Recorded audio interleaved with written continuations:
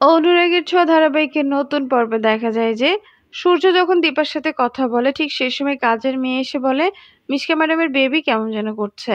কথাটা শুনে ছুটে আসে সূর্য। মিশকা মায়া কান্না দিয়ে বলে, সূর্য আমাকে তুই অন্য কোথাও রেখে আয়। আমি সব সময় ভাবতাম তুই শুধু আমাকেই ভালোবেসে দীপাকে ভুলে যাবি। সূর্য বলে, তুই কি চেয়েছিলি সেটা তোর মধ্যেই থাক। আমি কখনো দীপাকে ছাড়া অন্য কাউকেই চাই না। তুই বস, আমি যাই।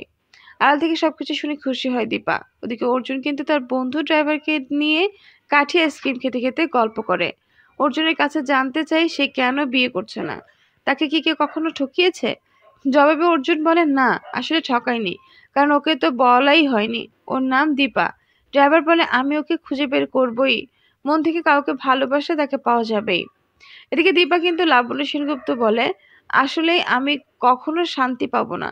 লাবণ্য সেনগুপ্ত ও দীপার মধ্যে বিতর্ক হয়। সূর্যের বাবা কিন্তু দীপার পক্ষেই কথা বলে।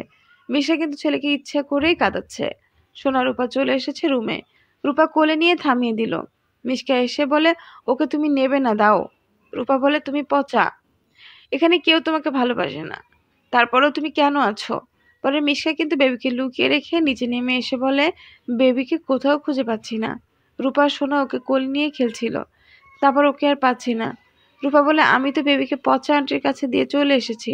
সবাইকে নিয়ে রুমে এসে আলমারি থেকে বাচ্চা বের করে মায়া কান্না দিয়ে মিশকা বলে, রূপা ইচ্ছে করে বাচ্চাকে লুকিয়ে রেখেছে। সোনা রূপা বলে, পচা আন্টি মিথ্যা বলছে। দীপা মিশকাকে বলে, তুমি বলো বেবিটা আলমারিতে গেল কি করে। মিশকা বলে, সূর্য, মা আপনারা কিছু বলবেন না, আমি আর এখানে এক সেকেন্ড থাকবো না। লাবণ্য সেনগুপ্ত বলে, তুমি কোথাও যাবে না, আমি দেখিয়ে রাখবো বাচ্চাকে। মিশকা বলে, সূর্য তুই কিছু বলবি না। সূর্য বলে, আগেও সুস্থ হোক, তারপর যেখানে খুশি চলে যাবি। ঠিক সেই সময় বাড়িতে এসেছে অর্জুন। তাহলে কি ঘটবে এবার সেনগুপ্ত বাড়িতে? বন্ধুরা, তোমাদের কি মনে হয়? এখন একটি লাইক করে কমেন্ট করে আমাদেরকে জানিয়ে দাও, আর সাবস্ক্রাইব করে আমাদের সাথেই থাকো। ধন্যবাদ।